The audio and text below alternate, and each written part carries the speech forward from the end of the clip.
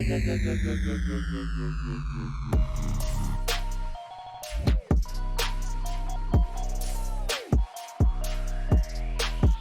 right, man. Welcome back. Episode 30 of the Collecting Shiz podcast. I am joined here by Matt, Pokemon Classics. Appreciate you taking the time, come and hang out. I'm glad I got to meet you finally in Denver, like I was just mentioning to you. Was looking forward to that for a long time. Tons of collectors that I was able to meet there finally. Was able to talk to you at your booth for a little while. So I can't wait to dive into some of your experiences selling at Collecticon and stuff like that. But if you could, for the people that are out there, if you could just introduce yourself a little bit and let us know who you are, man. Yeah, so I'm Pokemon Classics here on YouTube, and my name's Matt. I've been around the Pokemon franchise for just about the beginning, and I really enjoy interacting with everybody. You mentioned Denver out at Collecticon. That was an absolute blast. We had so many people out there that I respect and admire a lot in this hobby. So anytime you have the opportunity to meet people in person, makes a world of difference. But I've been doing this for a long time, like I said, back to 1999, mainly as a collector, a little bit as a content creator for the last few years. And it's kind of joining two of my passions. I'm really interested in video production. I teach that at the high school level.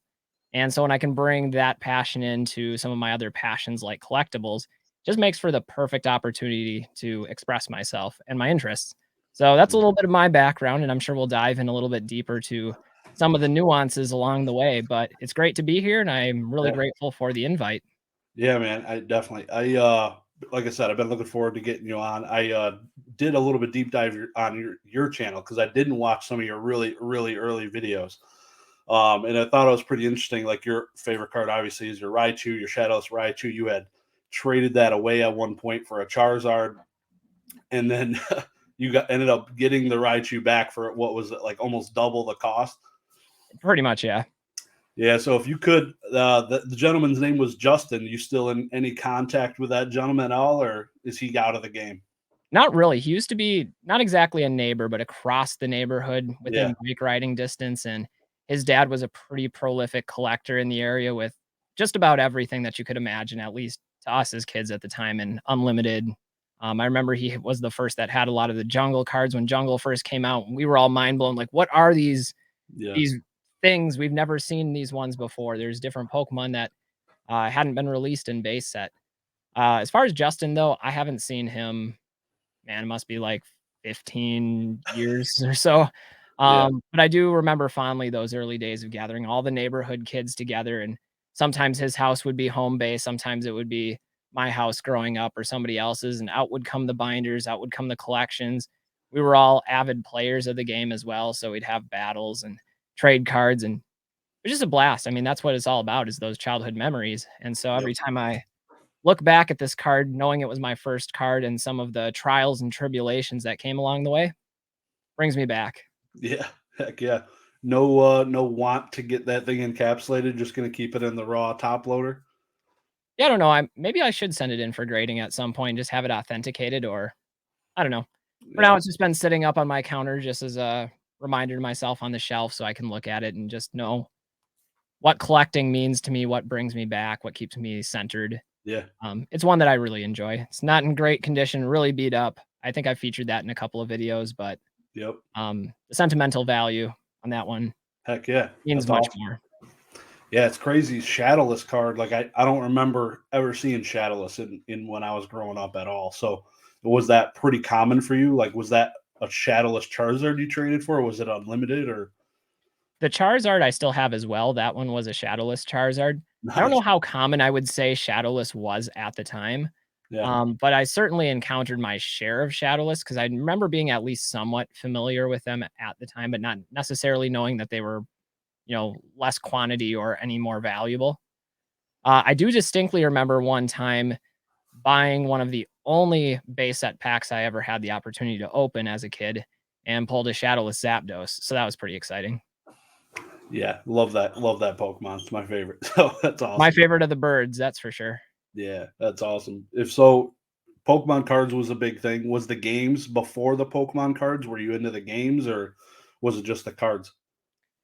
Um, I entered Pokemon kind of kicking and screaming. That's the the Yeah. analogy I like to make for it, but all of my friends were really invested into it in terms of the game and the anime, and more so the Game Boy game when that first came out. I even Yep. had one friend that had, like, a ported Japanese version of the Game Boy game with all the text in Japanese before he really knew what he was doing. He just kinda figured out what the attacks were based Yeah. on the effect of it. And, I'd be at his house, and he'd be playing this game and just kind of ignoring the rest of us, not intentionally. But it was something I wasn't that interested in until going to birthday parties and hanging out with friends and watching them play the game and like, "All right, give me some cards. All right, tell me about these things." And then became something we bonded over, and so that at that point, I became highly invested in it. And, we had a league at our Yeah. local mall, and that's something I stumbled across. I wasn't expecting it, but one day going into the store, card tables everywhere, people playing, battling. I had already had my own binder collection and some of my own decks, and from that point forth, I was going up there every weekend to play, and eventually ended up inheriting that league and running that league for a couple of years. That's awesome. Yeah, I actually myself just started picking up the game a little bit more because it's on the my Android phone app now. I can play it instead of having it on the computer on a desktop icon. I can play it on my phone, which is pretty cool. It's changed a lot since 1999. It's a lot faster of a card game, that's for sure. Yeah, I Um, definitely don't think I would understand half of it at this point. I'm also not much of a modern guy to begin with, so yeah, there's yeah. a lot of learning curve that I think goes into it now.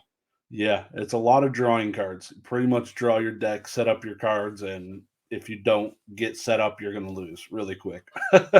It's pretty crazy. So you did you never play a blue version, a red version, or any of those really?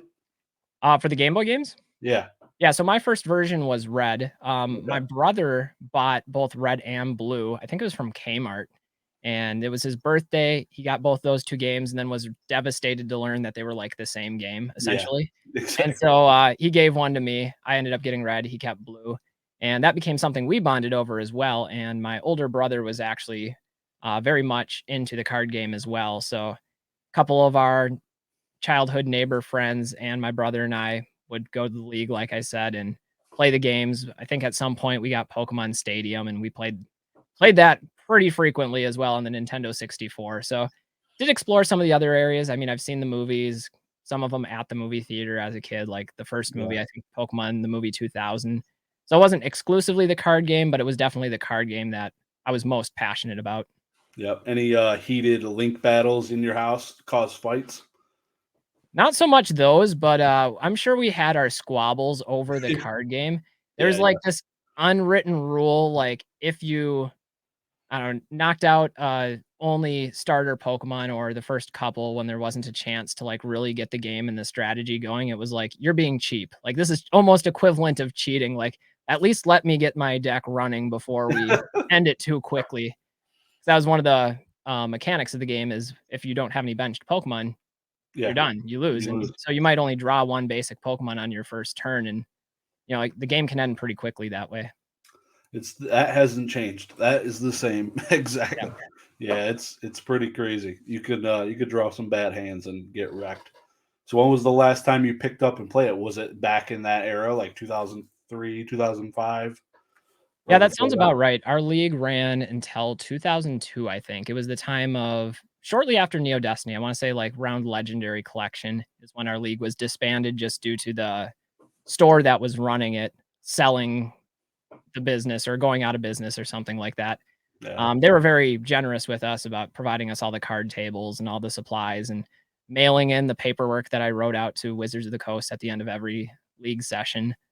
Wow. But that was probably the last time was during the league or maybe shortly thereafter where I'd still play with my brother and a couple neighborhood friends. But as I'm sure you know, and a lot of other people know, didn't have the mainstream popularity that it once did by about 2001, 2002. So it's harder to find people to play with or to trade with or even cards to buy since they weren't in stores and you didn't have the accessibility at the card shops that you typically would. So without eBay and the internet, dark times for collectibles, at least ones that aren't in the mainstream.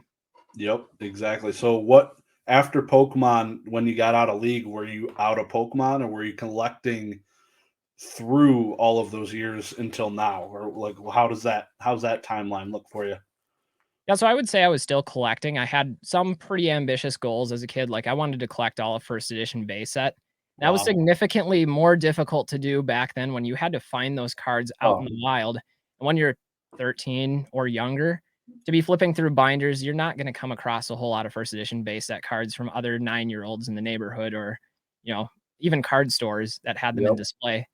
So that was something I had been working on for a long time. And it wasn't until about 2008, maybe, that I discovered eBay, that there were some cards listed there, and that's when I started buying periodically. I didn't have a lot of money. This was like late high school, early college years for me, so my expenses were going other places.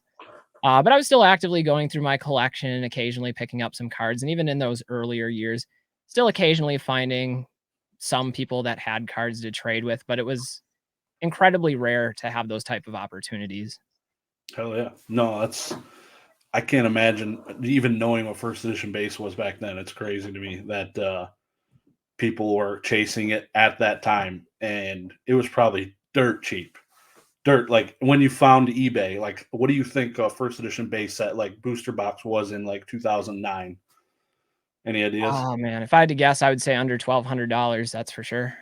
I'd never had the opportunity or the foresight to buy a first edition base box, but, I do remember, like, buying a PSA 9 first edition Blastoise, the one that's actually in my collection right now, for $100, Jealous. and the guy that shipped it to me shipped it in just a bubble mailer, no protection whatsoever, and the case came cracked, and I was pretty upset by that, and I wrote to him, and he's like, "I can give you a $50 refund on it," or whatever. He just wanted the cards sold. And I was like, "Well, I need to set up an account with PSA. I've got some other cards I want to grade. If you spot me I think it was $10 to get it regraded or Yeah, recased." I was like, "That's fine with me." And so he sent me $10 to get it recased. And fortunately, the card wasn't damaged. So held that grade of a 9. And that one I still have with me. that's awesome. I just had to recase. You know what it costs now to recase? Let me make a guess. 30? It was well, at least the one I did, it was $50, and it was like a $2,500 Yu-Gi-Oh card, and I was pissed. He So did what the were the same. circumstances behind your recasing? Was it destroyed from when you bought it or from Yeah, grading or? it was. He shipped it the same way. A $2,700 card in a 6x4 bubble mailer, just full send first class mail. I'm like, and it. I opened it. It had. I recorded the whole thing, luckily, but it had a huge split right down the middle of the case. But the card was fine, thank God. So Well, this is the public service announcement part of the program to all of your viewers out there.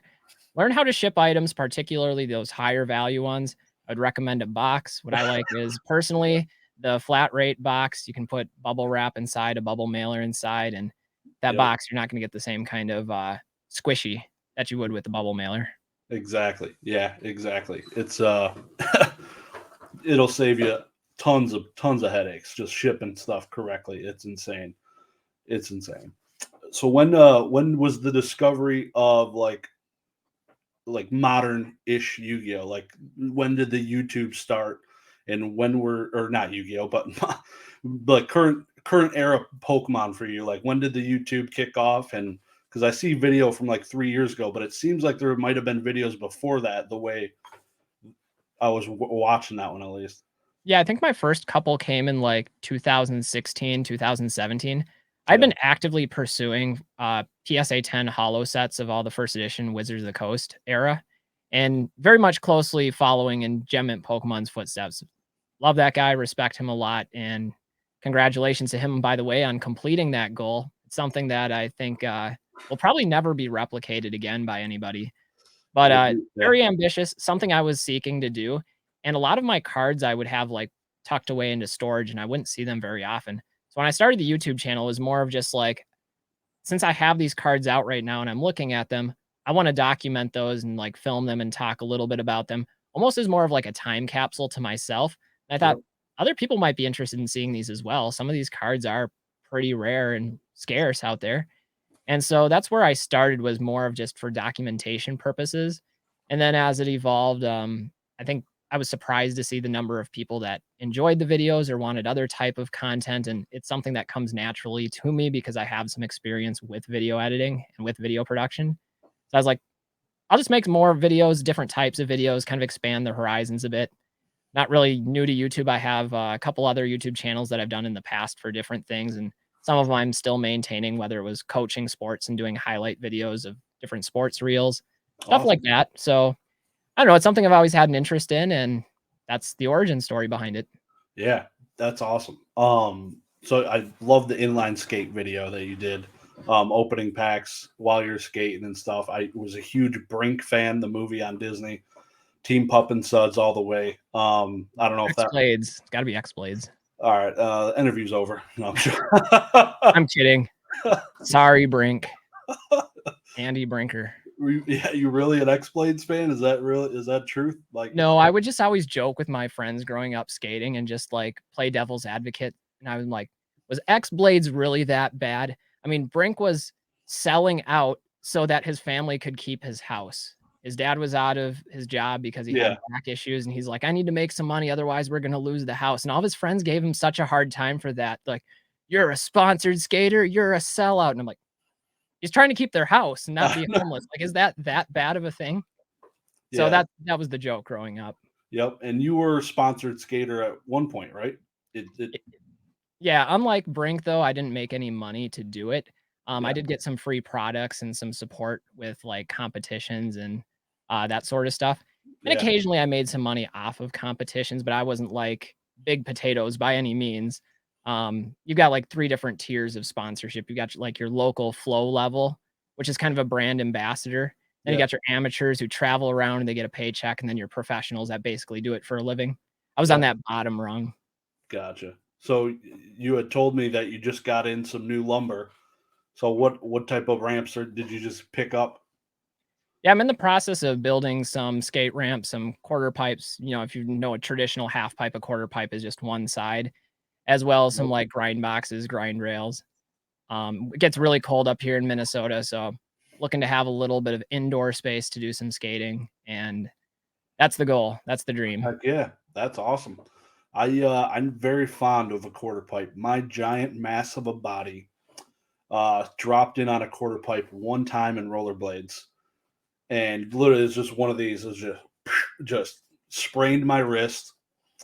I thought I was hot stuff, was not hot stuff. Cried to my mom. Last time I ever did it in my life. I grew up playing like roller hockey, so I thought I'd be able to play and drop in on a ramp, but no, nope, nope, nope. Too much, too top heavy. If you know what I mean. See, nowadays, if you would have had a camera on that, you could have been an internet celebrity on one of those people doing stupid stuff videos. Yep.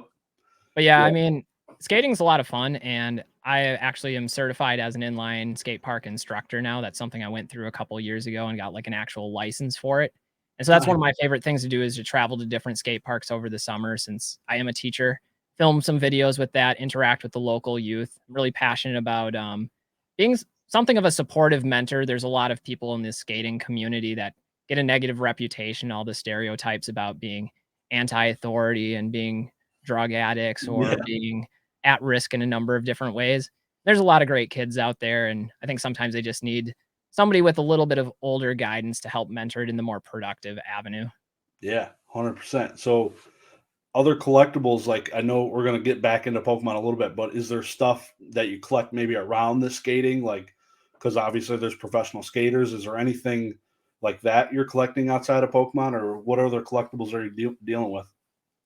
Yeah, it's really just Pokemon. I mean, there's other like personal items that I like to hang on to. Yeah. My walls are filled with just like little mementos and souvenirs from different things.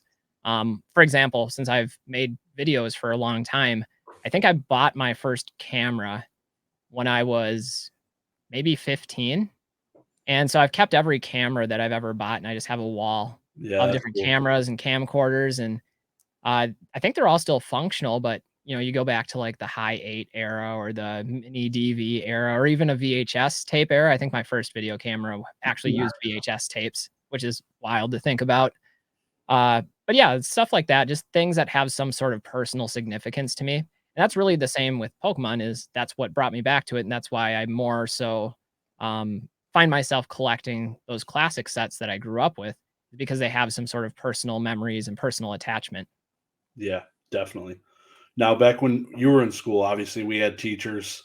Did you ever have the experience where teachers were trying to trade you Pokemon cards? And is there any of that going on now? It seems like most of it's banned from being in schools, but what was it like then and versus now in Pokemon in schools? Yeah, so as a kid, I never had a teacher try to trade me cards. I think that would have been like a dream come true if that were the case, especially if I could have been on the winning end of some of those deals.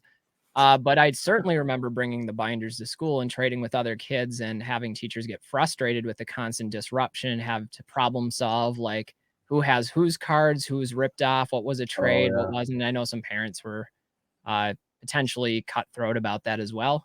At least I remember seeing it in the media, like news stories talking about Pokemon cards being banned from school. I yep, don't think they were ever banned from my elementary school, but I do know they were a distraction. I distinctly remember that. As yep, far as a teacher, I've never really had any Pokemon cards being traded in class or even like a lot of conversation amongst students on it. I do teach at the high school level, so that might be part of it, yeah, but haven't seen a whole lot of that. I do know that there have been occasions where students would be playing Magic the Gathering at tables before school started, and that's something I'd walk by and observe, and I'd be like, I remember playing Magic. I used to play Magic as well, but it's been a long time for that. yeah. So, did you ever get into Yu-Gi-Oh? Because a lot of people around the 2003 has started dabbling in Pokemon and Yu-Gi-Oh. Was there any of that for you or no? So I never got into the Yu-Gi-Oh card game, but I have watched most of the TV show. And Okay, one thing that I really loved was Little Karibo's Yu-Gi-Oh Bridge series. I don't know if you're familiar with that. no, Okay, so that was like a comedy YouTube online web series where he would take clips from the actual Yu-Gi-Oh TV show and do like audio dub voiceovers for it and make it silly and comical. And it was just the funniest thing ever, especially if you've watched the actual Yu-Gi-Oh TV show. yeah, Um, I can't do it justice describing it, but if you haven't seen that and you're interested in Yu-Gi-Oh, I'd suggest at least looking up some of the more viral clips from that. definitely. No, that'll definitely be happening. Yeah. I definitely appreciate it. We were talking a little bit about your video editing and how you teach it in school and stuff. Um, highly recommend everybody go check out the channel. It's going to be linked down below in the description, of course. But you recently did a video before the PSA submission return you just got for the Collecticon, and it was premiered on YouTube.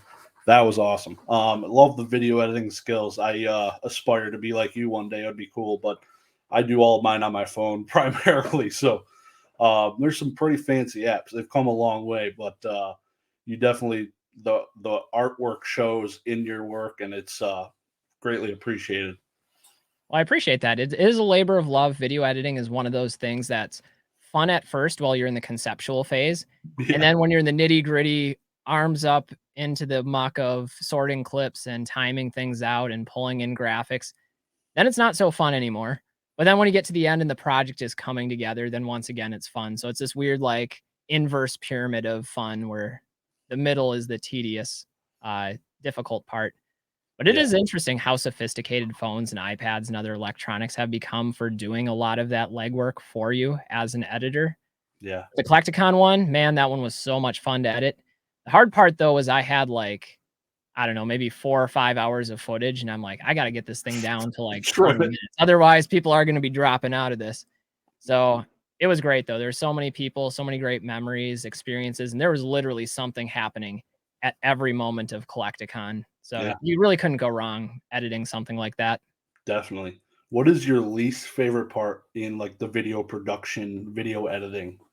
Is there something that you just like, I got to do this now? Like, Yeah, there's probably a couple things.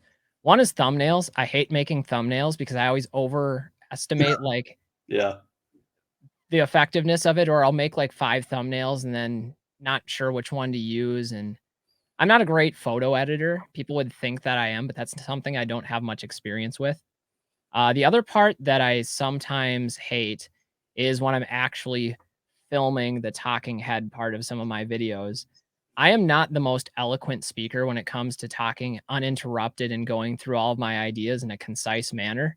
So when I watch like an SM Pratt, how he can just rattle something off in one take, yeah, mind blown. I don't really get it. yep, Also a bit of a perfectionist with it. So there's a lot of times when I'll start recording something and then I'll stop and then I'll edit my notes. a lot of times I use like bullet points and then I'll start recording again and then I'll mispronounce something and stop it and then start over. Time consuming. Yeah, SM Pratt, Scott Pratt, he's a monster, man. I really wonder if he does like retakes or anything like that because he goes on there and he kills it. 12-minute videos, 20-minute videos, 1 hour Q&A sessions. Like PK does pretty good job as well. Like he'll get on there just talking to the camera for an hour, hour and a half Yeah. before he interacts with chat, and I'm like, I'll give you like 12 minutes maybe, and I'll be running out of content there after that. So So I was um, watching Scott's last video too, and I'm an English teacher. Video production qualifies within our English curriculum. Uh, and I was making a list, just a mental list of all of the large vocabulary words that he was dropping in his videos. I was like, this is a really sophisticated vocabulary. And to do that just on the fly, off the cuff is really impressive to me. hell yeah, yeah. Don't listen to any of my videos then.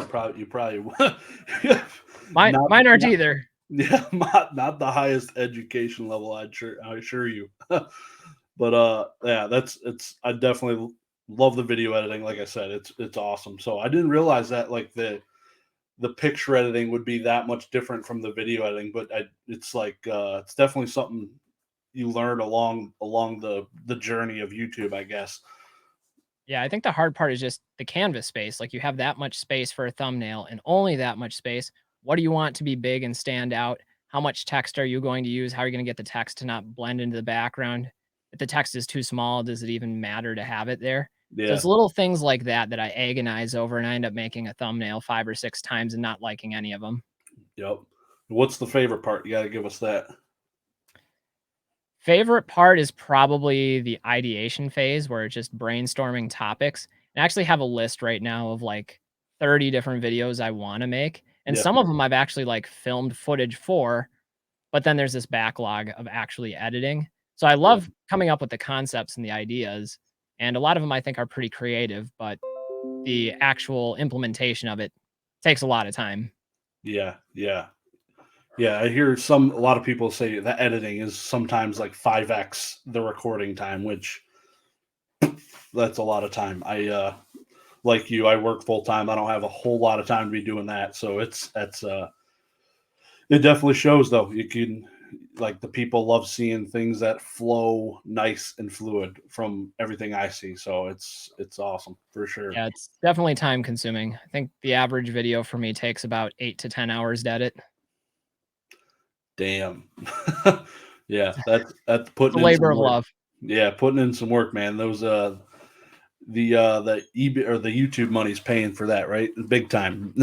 Yeah, I mean, we're probably raking in $3 an hour, if that.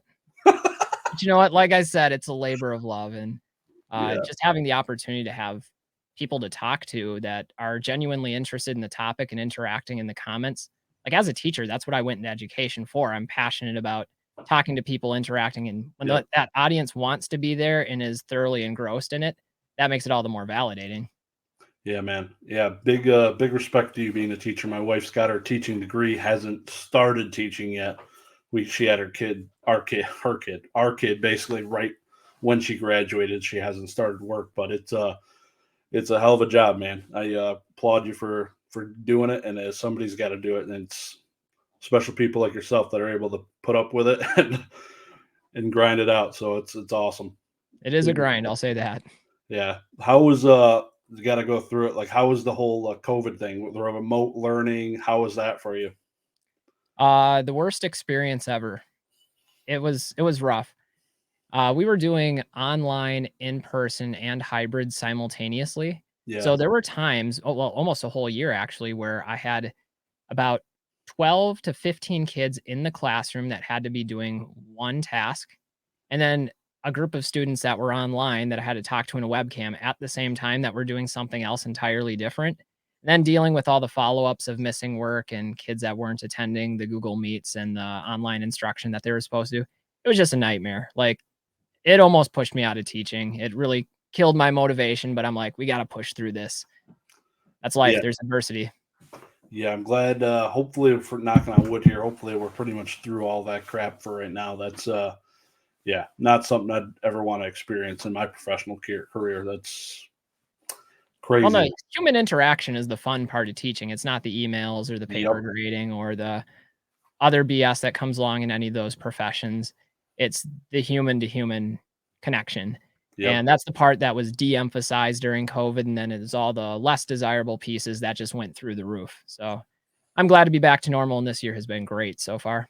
Yeah, definitely, man. That's awesome. Great to hear it. I dropped out of I didn't drop out, but I quit going to school in university basically because of the remote learning, and I had a bunch of labs that moved to be online, and it was just not something I wanted to do for my mechanical engineering degree. It was not enjoyable at all for those labs and stuff. So going back into it now in January, I'm looking forward to getting my education on. It's fun stuff. Definitely. Yeah. Um, yeah. So we talked a little bit about Wizards of the Coast. That's your primary focus. Everything I hear, classics never go out of style, right? So what are some of the collection goals? You said you were working towards a PSA 10 set. Is that still on the horizon, or where is it shifted to? Yeah, so the initial goal was to collect all of the PSA 10 first edition Wizards of the Coast holos from not base set I just after in nines. The 10s Yeah. are just unattainable. Yes. So from like Jungle through Neo Destiny. I was able to check off some of the sets. Others I'm really close to, but the cards that I need are so low population that the prices of them are just too astronomical for me to justify. Yeah. I tell people I'm in a collecting stalemate with a lot of things right now, where unless populations increase and more cards hit the market for some of those, I'm at a place where a lot of them I'm probably never going to attain, at least not in a 10. That's okay. I have lower graded ones and I can live with that. So I've shifted into a number of different areas kind of spontaneously, little niche areas of the hobby. Like I'm kind of interested in promo cards now, the Wizards of the Coast ones. A lot of cards that have like some sort of unusual historical significance to them. I Yeah. talk about like the first edition Jungle Pikachu that may be the first actual secret rare. Yep. Um, Talk a little bit about the E3 Pikachu, which came out before the English release of Pokemon cards at the E3 convention in 1998. Stuff like that I'm fascinated with. The trainer decks. Trainer deck A is one that I have. I don't have trainer deck B, so that's something I'm looking for. Um, Again, a little out of my price range at this time, but something on the horizon. And then Yep. I've shifted a little bit into doing the videos with the pack openings for celebrations. And that's one of the more attainable goals right now is I want to do the entire celebration set, but get them through opening packs, but only through opening packs that I've earned through some sort of significant life experience. So doing the skate park pack openings, I actually am working on another video like that where I went street skating to different handrails that I did in my youth and then redoing those and showing the clip side by side of like the one from 15 years ago versus redoing it 15 years later and then Okay. opening a pack. And then I think the goal with that too is not just having the cards afterwards, but then doing like a highlight video of the experience and the journey that led to completing the set. Awesome. No, that's cool. Have you done any other modernish sets, or is that kind of the focus one? Because it is that one's a little more attainable than a lot of the other stuff coming out. Yeah, and it's not really the attainability that brought me to Yeah. celebrations. It's the fact that it has artworks and cards that I'm familiar with, as well as some that I'm not. So it was a good like transition gateway into modern. Um, I haven't done a lot of like pack opening or collecting of other modern sets. I have acquired various modern packs and opened them and given some away as gifts to like family members, my niece, my nephew. Yeah. So I do enjoy opening them occasionally. It's just my knowledge is so limited in that area of the market and I'm detached from it where I would have a hard time speaking on it with any sort of authority in the types of YouTube videos that I make. Yeah. So that's how Pokemon Classics is enjoying the hobby. So looking at some of these different promos, celebrations, pack openings, is there any? Obviously, you have some PSA returns you've been getting, and you're selling through eBay, right? Is that the primary sell through source? Yeah, primarily my eBay store. Occasionally I'll meet up with people. I sold a few cards at Collecticon, but Yep. mainly just running the eBay store casually. It's not something I'm full time doing as you know, I'm a teacher. But I like doing that. It's something that I find enjoyable, even something like packaging up a card or making those pre-grades on what cards are going to turn out from PSA and then getting the cards back and being able to appreciate them again instead of just having them sitting in a box somewhere. Yeah. So it's an enjoyable experience. I like doing it. definitely. So PSA, not CGC. Haven't seen you grade, I don't think, anything with CGC yet on your channel. Is there PSA can't go out of style, or what's the direction on that one? I think PSA very much went out of style when they closed down for the better part of a year, and then when they did reopen, charged everybody an arm and a leg to grade. Yeah, I'm pretty patient. I mean, yeah, I'm not depending upon income from selling Pokemon cards for my livelihood, so that's something I could simply wait for. I know a yeah, lot of people couldn't, and it sucks to be in that situation. My loyalty to PSA is more just for the consistency of my collection. That's where I started grading with in, I think, 2011 when I yeah. first started sending cards to grade. And I like having the visual consistency, the numerical consistency of the grading system. And so that's where my loyalty is. I do know that like PSA also has the majority of the market. They're the industry standard when it comes to buying and selling slabbed cards. So I do think there's better value there in most situations. Nothing against CGC. I've held CGC cards. I like their slabs. I think they're offering a great service. Frankly, Yeah, I think it's good that PSA and BGS have some competitors. So I don't know. 100%. I still like PSA. Overall, they've treated me pretty well. I've had some questionable grades at some points in the past, including one submission that came back. I think it was 2021 with like 28 cards that had half point qualifiers on them. Like there's a bunch of 8.5s and then even the rare 7.5s and even a couple 6.5s, which I had never seen before in any of my submissions. It Grails. happens. Life goes on. You save all those, got them framed up on the wall now, or no? Some of my save just because I'm like, how am I going to sell this? Who's going to buy a 6.5? So I still have those just in storage. And I'm like, I don't know. I'll deal with it later, I guess. Yeah, I thinking about it, like, you're right. You don't see 6.5s ever, but I on Heritage Auctions I purchased a 6.5 first edition Charizard base set, and I didn't even think about it at the time being a really weird grade, but that definitely is an anomaly. It's Well, you can very cool. definitely get away with it if it's a Charizard, right? Because Yeah, even if you cracked it and sold it as a raw card, you're probably going to do better than a 6.5 selling point, I would assume.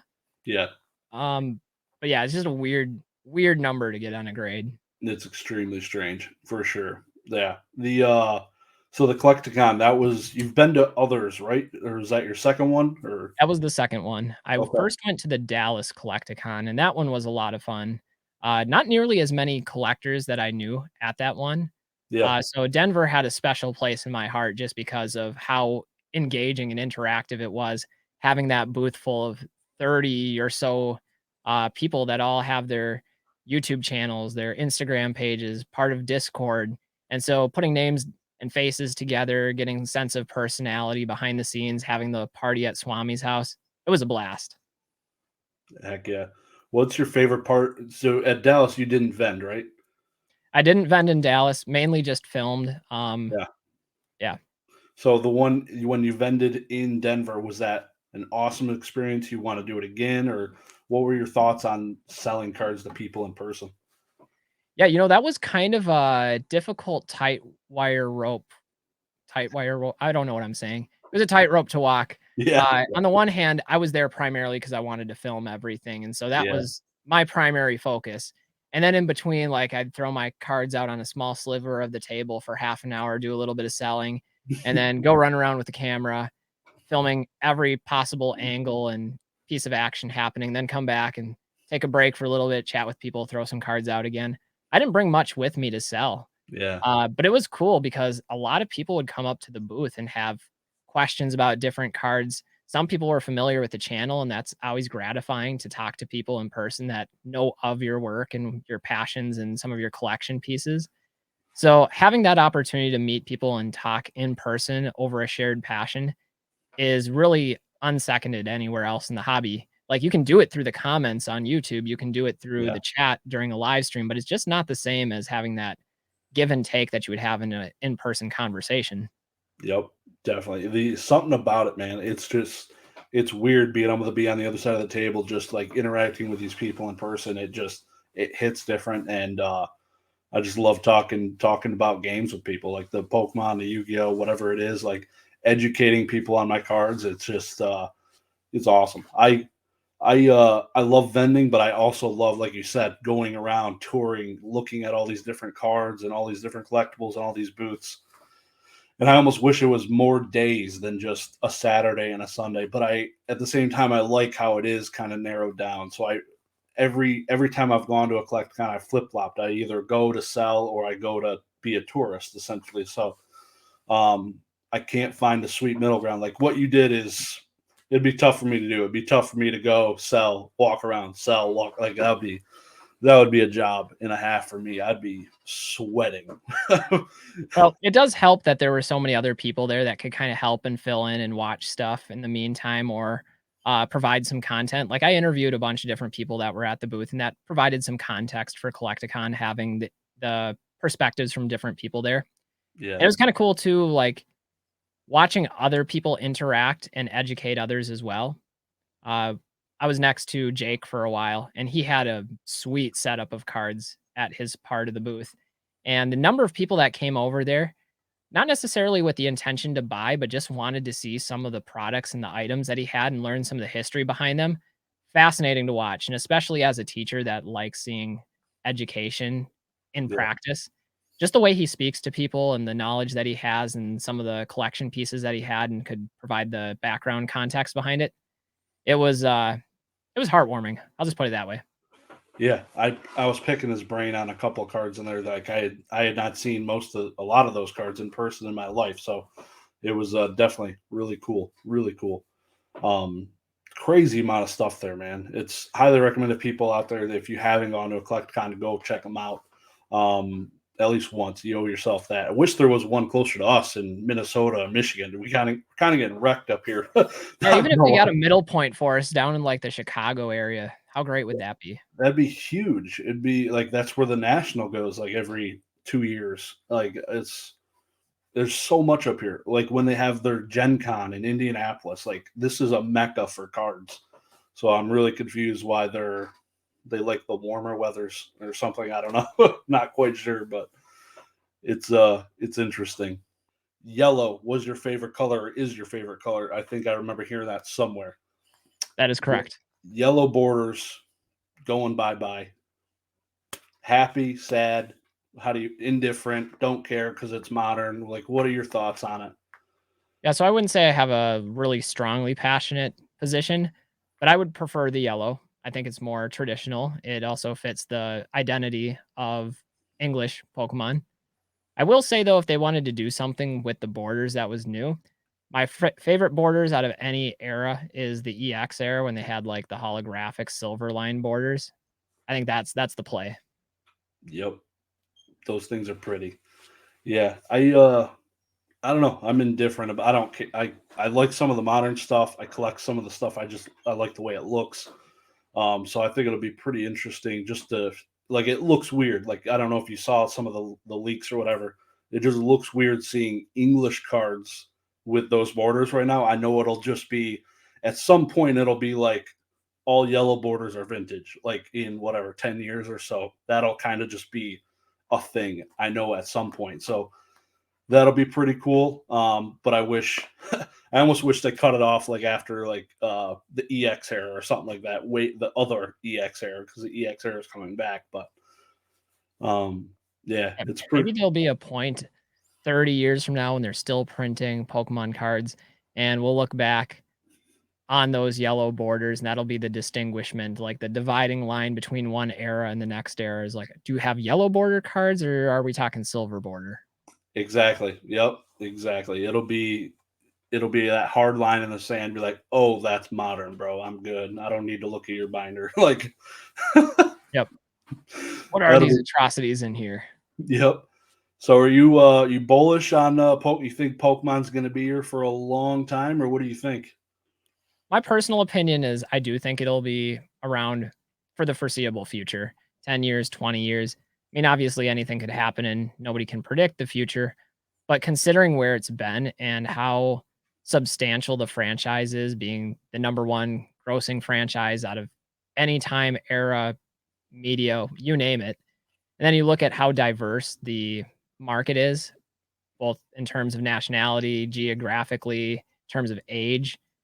it's hard for me to see a world in which that all dies and crumbles down to nothing when they have such a vast empire. That's like saying 30 years ago, will Disney still be around? Well, yeah, probably. They have a giant amusement park, Right. multiple of them across the world and producing movies on the regular, appealing to multi generations.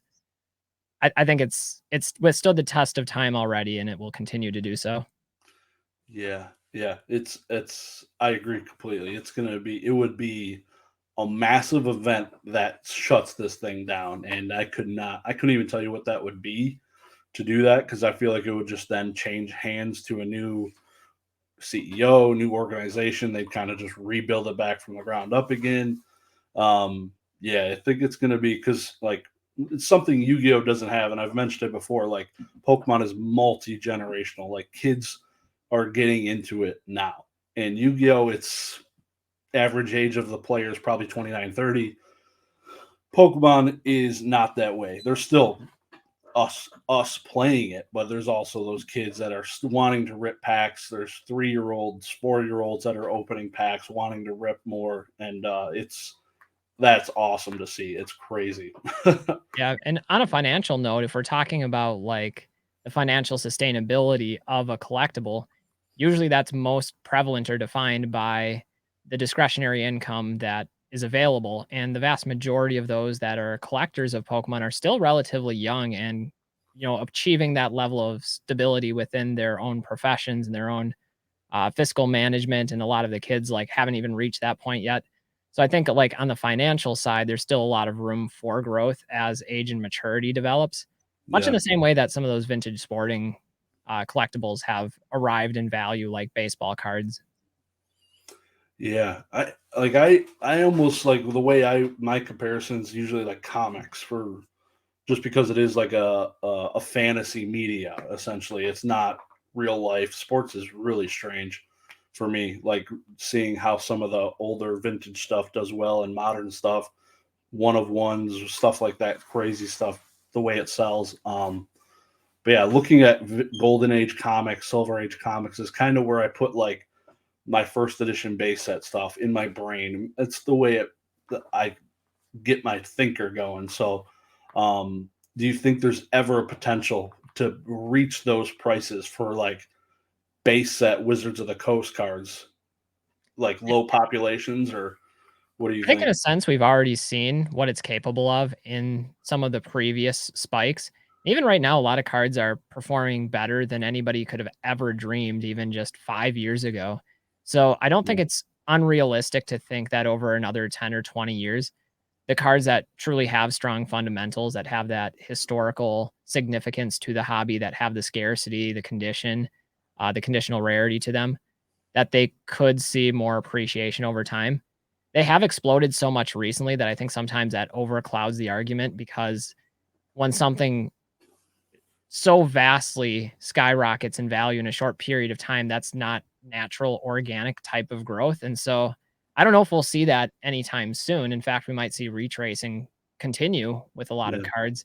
But if we're talking in the long term, I don't think it's unrealistic to see a stabilization in the actual supply of the mhm, cards that are on the market, the scarcity of them that are on the market, and then have that more linear, gradual upward growth that we've more traditionally seen, at least ever since I started collecting graded cards back in 2011. It's generally been a very slow, upward slanting linear growth curve, not this type of exponential growth and then decay that we've seen in the last 2 years. yeah, yeah. How close were you to hitting the eject button in 2020 when you were seeing some of these astronomical prices?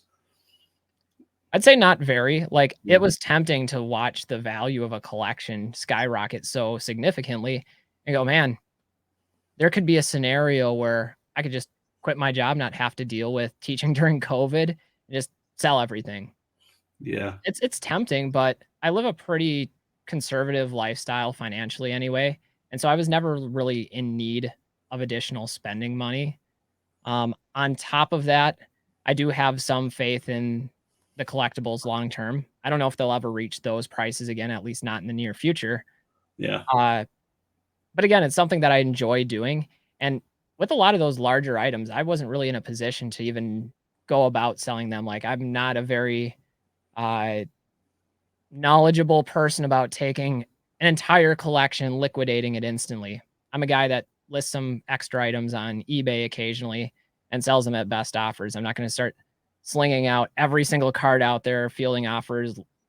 I don't even know how I'd have the time to package everything and navigate all the messages and the offers. And that's not something that I wanted to take on. Yeah, that would be a crap show. PWCC probably would have been the play at that. They were on eBay at the point too at that Yeah. time, so that was a good time for them. They were capitalizing big time, big time.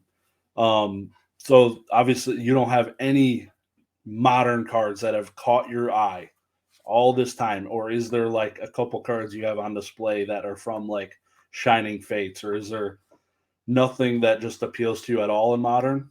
Well, there's been plenty of modern cards that I've looked at and thought like it's a really cool artwork or really Yeah. interesting card. One that I really liked was the Test Tube Mewtwo card that came out a while back.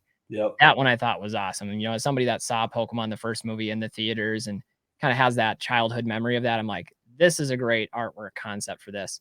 I like the fact that they brought back the Shining cards again and did like the embossed Yep. holofoil. That's Destiny is my favorite set. So seeing that, I don't know that, Reimagined, yeah. yeah, that reimagining of that type of card, I really enjoyed. I think the amazing rares were interesting. I don't know, like in terms of value, if they're necessarily the best play out there. Yeah. I mean, I'm a fan of what Modern is doing. And it's just Yeah. not something I've ever decided to dabble in because I'm laser focused on what I like, and I'm the kind of person that has to set boundaries and limits. Otherwise, I will get addicted to other things and too many trains of thought at once. I can't manage it all. So, got to stay on track.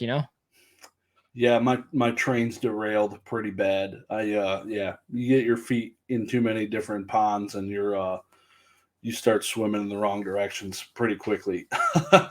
um yeah, some of the modern stuff is beautiful. Like it's crazy some of the stuff they're doing right now. What do you have any like what was any recent booster boxes you've opened, or is it that long ago where you've ripped a booster box outside of like celebrations? I think the last booster box that I opened might have been a first edition Team Rocket booster box. And we're talking like 8+ years ago, maybe. I can't even quantify how long ago that was. Damn, that's a long time. We need to get you Yeah. a Evolving Skies box in your hands or something. Let me back up. I'm talking vintage. I did Okay, yeah, open yeah, a pair Well, of evolutions when that set first came out okay. because once again that was a set that Another reprint.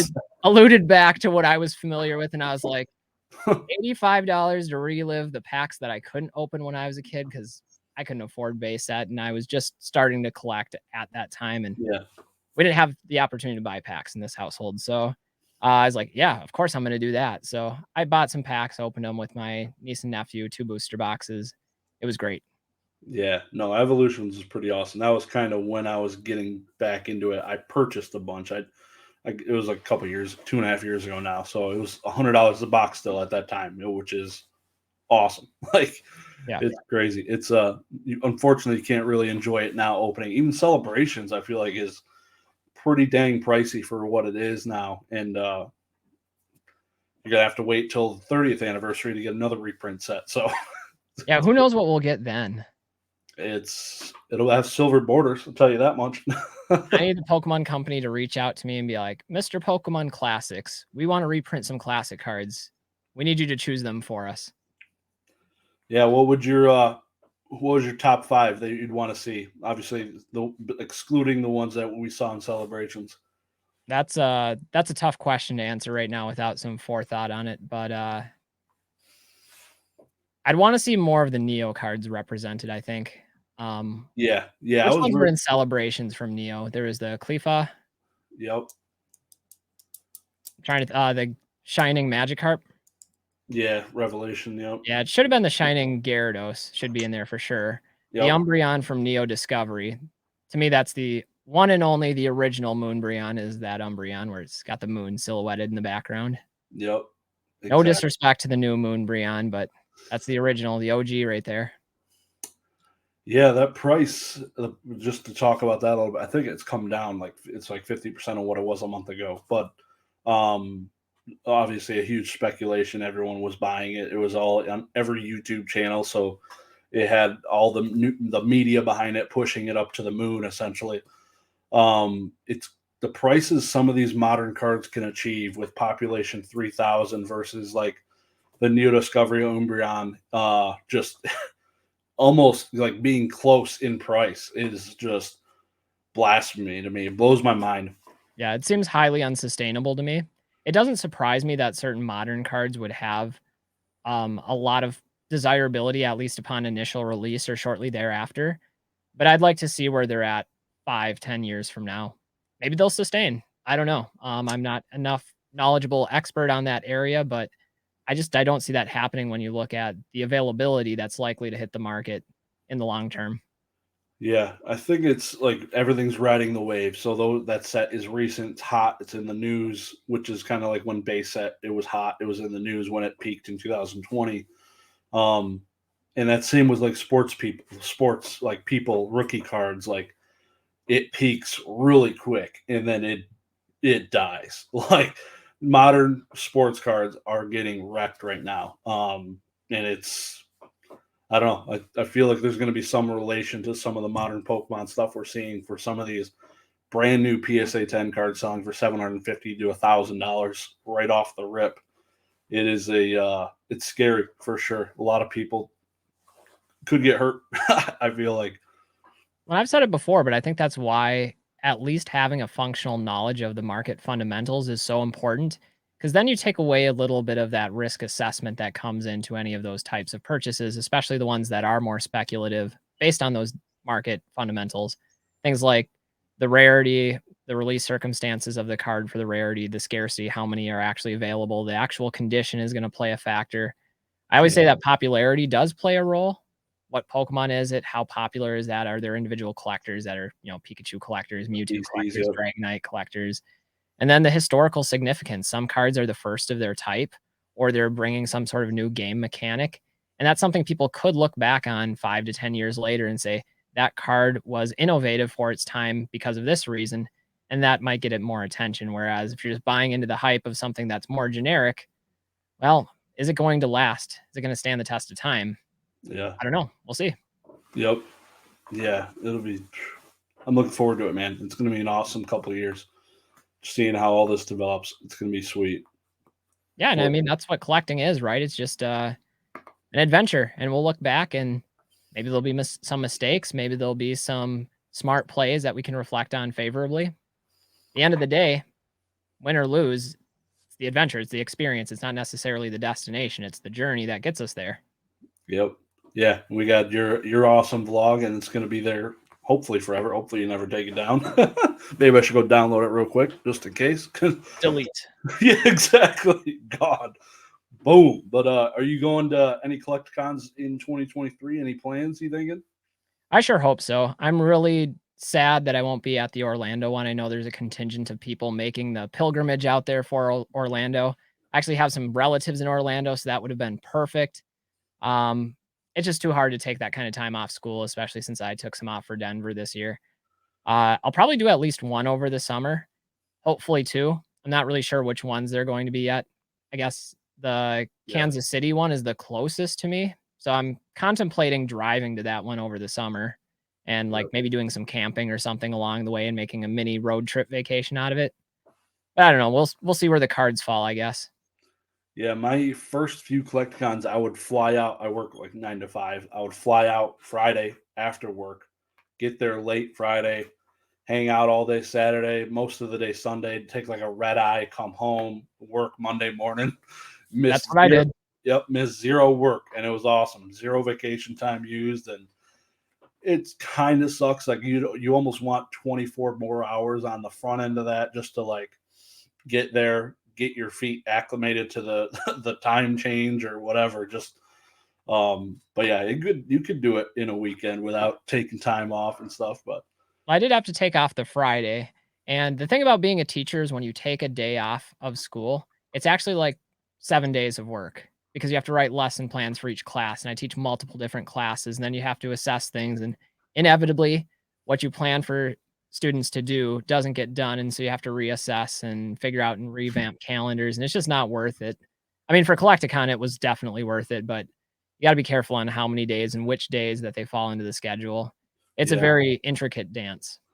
Yeah, I want to say, is there a single one in the summer? Maybe one? I think there's a few. I'd have to look Yeah. at the schedule again. I know that just came out the other day. Yeah. Yeah. Yeah. Hopefully see you out there. I think 3 of them on my docket at least. Which ones are you planning on doing? So I'm thinking Orlando, which is February. Definitely the one probably in November, Houston, one of the Texas ones. And I'm not sure, maybe Long Beach or Charlotte. I'm kind of, or maybe both. We'll see. But Yeah, I was thinking about one of those too. Like I know there's a lot of guys that are in the group that go out to the Charlotte one because it's more local for them. So I think that one would be fun to do. I also haven't been to the East Coast nearly as much as the West Coast. yeah, Um, Otherwise, I heard nothing but good things about the one in Long Beach. Like that one was the one that had, I think, maximum capacity in terms of crowds. there was definitely a fire hazard for sure. Like it was crazy. Yep, it was a small venue and the most people I've seen at any CollectCon too. So they said they're gonna get the room next door, which is like 2 times as big. So it'll be good. It'll be at least if they did that, then it'll be an awesome show. Definitely. Yeah, I'm hoping to see as many people as possible at whichever Collecticons we manage to get out to. Yeah, definitely. I'm sure you will, man. The only one like last year, I think Kansas City. I like literally I didn't get any missed notifications on Instagram or I didn't see any stories. I don't know why, but it didn't seem to be popping off like any of the other ones. It was a lull, I think, for them. But it sounded like people had fun from what I Yeah, heard. that's what I've heard too. It's just that one happens to be the closest to me where I could reasonably drive there and back. Like it would be a pretty long drive, Mm-hmm. but since it's over the summer, it doesn't really matter. And I like road trips. I'm Yep. more of a car person than a plane person, if I'm being honest. Like I'm not afraid to fly, but I don't enjoy it. Yeah. Yeah. I think Charlotte's like a 12-hour drive for me, so that's not too bad. It's definitely manageable. Take the family out there or something. I'm thinking that'll be good. Get a lot more product on the booth instead of flying because then you're limited to like what you can bring on the planes and stuff. Exactly. So, Mr. Matt, I got to ask you. Money is no object. Obviously, you've kept up with Scott Pratt, all these different trophy cards. I'm sure you're aware of at least what they look like, what the names are. Is there a card that you would just love to have in your collection as like just a centerpiece if there's no money being an object, if it was free? Yeah, that's a good question. I'm not sure which particular card I would go for. I already mentioned I like the weird historical items. I'm not much of a trophy card collector. I think they're cool. They're not for me. So I Same. wouldn't go after like an illustrator like the early 97, 98 Pikachu trophy cards. What I might look for is maybe the snap cards, just because like well, everyone's played the Pokemon Snap game and is at least somewhat familiar with the mechanics of that. And if people aren't familiar with the contest and how that operated, it's a really interesting backstory. Maybe I would do something, actually one that I would really want that isn't that expensive, but maybe you've seen the card that's slightly smaller than a traditional card. And it was at the Super Trainer Showdown, and it has like Team Rocket print of cards, but it's off centered, so it features like 4 cards on it. And then Hmm. on the backside, there's like it's like cut from the hollow sheet, but it's smaller. I'm told they were used as decorations at the Super Trainer Showdown in 2001. I know there was one that was up for auction on, I think it was Heritage a while back. But yeah, just slightly smaller than a card. But I have like a collection of different Pokemon League shirts, and I played in the regional qualifier for that Super Trainer Showdown in 2001. So I like some of the memorabilia from that. I've got some different flyers from the Super Trainer Showdown and some of the different promo cards that were given out. Some I received in person, but anything that has to do with the Super Trainer Showdown, I think is pretty cool. Yeah, that's pretty sick. Did you happen to watch Peak Datchu's interview with Blastoise Kid and Echo Base Collectibles? Yeah, that was so great. Man, it was awesome just seeing some of the products he had on there. So It Yeah, it was was like one Grail artifact after another of never before seen, uh, items, paperwork, letters, medals, T-shirts, yeah. all Yep. from the era from my time. And he's just laser focused as a player. Like the collector aspect, it's not clicking with him. So it's literally he's like, I want a new deck. You can get this out of my face. Let's move on. I need to get into the new regional events. Let's win some more stuff. Like it was pretty awesome to see that type of player and see how that works because they're that's what Pokemon is. There's still tons and tons of players that aren't really collecting, and it's crazy the dynamic between the two right now. Yeah, and I think there's a space within Pokemon too where the collecting side and the playing side can form some sort of unity. I know that in the last couple years, there's been some drama amongst players versus collectors, or collectors scalping the market, making it inaccessible to the players that need the cards. And I think that is one of the positives of the direction that the market has gone in, where the massive increase in printing from modern cards and Nintendo and the dying down of going to the stores like Target and Walmart and instantly flipping product, that we're reaching that equilibrium once again. And I think that's a healthy market for everyone involved. Yeah, man, definitely, definitely. Well, I appreciate getting coming on, but I cannot wait for your backlog of 30 videos to get knocked out here in the next 2 weeks. I appreciate you putting all in the overtime to get that done. No, Definitely not 2 weeks. Uh, the video I was working on right now, it's kind of funny. It's the next skating one that I have where I went out and I filmed some street skating yeah, clips with pack openings. It was in October that I filmed that, and so the weather is beautiful, all the trees are changing color. This morning, I woke up to 6 inches of snow and had to shovel ice off my car, so things have changed pretty dramatically since that video was filmed. I need a an ice skate, like a rollerblading in the snow video now. That'd be great. Just going down a hill with like a couple inches of snow. That'd be really good. You know, I'm not opposed to it, and I've done this for years and years, but we'd go out skating, like, handrails and street spots and just shovel a little way through the snow, and sometimes that's the play because when you have piles of snow on the side, when you fall, it doesn't hurt nearly as much as falling down the stairs as falling into a pile of snow, so maybe it'll come true. We'll see what happens. Yes. Last thing here, but we got to end it with this. What's one of the worst thrashes you've had skating? Well, the one story that's a bit amusing is I once got staples in the back of my head. I was at a skate park and I was doing a very simple trick on a tiny ramp. And I'm the type of person that doesn't always wear a helmet. It depends on the type of trick that I'm doing and the size of the skate ramps that I'm skating. Yeah. On this particular one, I wasn't wearing the helmet, hit a crack, something simple, just banged the back of my head. Didn't hurt that bad, but it was bleeding quite a bit. And I had to make the drive back home and to the hospital with my shirt off on the back of my head, covered in blood running down. And there was rush hour traffic coming through the cities. And just everybody was staring at me like topless guy with blood caked across his face and stuff. And it was not a very flattering look. And it was bad. Like, it was embarrassing, like, it wasn't the pain or the fact that I had to get staples, it was just like, Yeah. people That's see me crazy. like this.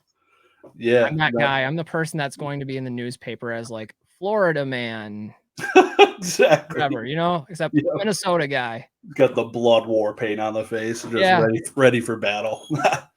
That's cool. Awesome, man. But that's I appreciate again taking the time, come and hang out with me. absolutely, Oh, thanks for having me on, it's always a blast to get to talk with fellow collectors, and I know we connected down in Denver, and hopefully we will once more.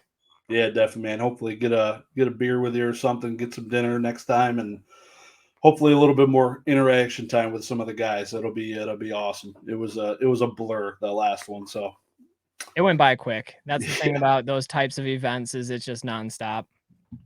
Yep. All right, man. I appreciate it. But I will talk to you soon, all right? Yeah, take care. All right, man. Thank you.